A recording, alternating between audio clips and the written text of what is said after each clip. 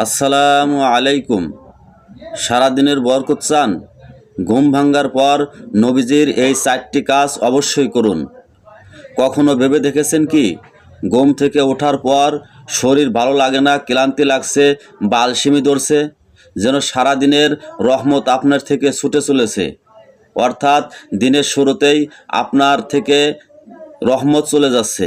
এরকম যদি হয় তাহলে আল্লাহ রাসূলের শেখানো এই 4টি কাজ করুন। যেই 4টি কাজ আল্লাহ রাসূল নিজেও করেছেন, সাহাবাদেরকে শিক্ষা দিয়েছেন। যদি এই 4টি কাজ করতে পারেন তাহলে আপনার দিনটি আল্লাহ রহমত দিয়ে কাটবে এবং সারা দিনের বরকত আপনি পাবেন যদি সকালবেলায় এই 4টি কাজ করতে পারেন। 1 নাম্বার হচ্ছে, রাসূল করিম সাল্লাল্লাহু আলাইহি ওয়াসাল্লাম ঘুম থেকে ওঠার পরে এই দোয়া পড়তেন, আলহামদুলিল্লাহিল্লাযী আহয়ানা বা'দামা আমাতানা ওয়া ইলাইহিন নুশুর। সমস্ত প্রশংসা সেই মহান আল্লাহর, যিনি আমাদেরকে মৃত্যুর পর আবার জীবিত করেছেন।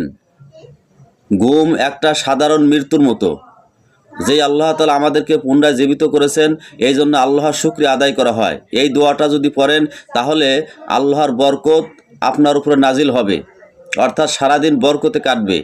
2 নাম্বার যে আমলটি করতেন, রাসূল করিম সাল্লাল্লাহু আলাইহি ওয়াসাল্লাম চেহারা ও চোখ মালিশ করতেন। এইভাবে ঘুম থেকে ওঠার পরে তিনি এভাবে মুখ এবং চোখ এইভাবে মালিশ করতেন। এরপরে 3 নম্বরে রাসূল করিম সাল্লাল্লাহু আলাইহি ওয়াসাল্লাম ঘুম থেকে ওঠার পরে মেসওয়াক করতেন।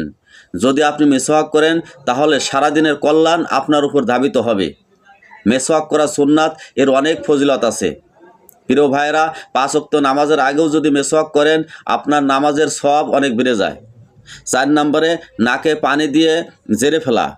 রাসূল করিম সাল্লাল্লাহু আলাইহি ওয়াসাল্লাম ঘুম থেকে ওঠার পরে তিনি ওযু করতেন, অথবা ওযু করতে যদি নাও পারতেন অন্তত নাকের মধ্যে পানি দিয়ে ঝেড়ে ফেলতেন।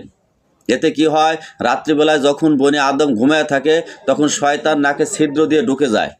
যখন আপনি নাকে পানি দিয়ে ঝেড়ে ফেলবেন তখন শয়তান বের হয়ে যাবে, তখন আপনার উপরে আল্লাহর রহমত বর্ষিত হবে, সারাদিন বরকতে কাটবে। প্লিজ সাবস্ক্রাইব এবং লাইক করুন।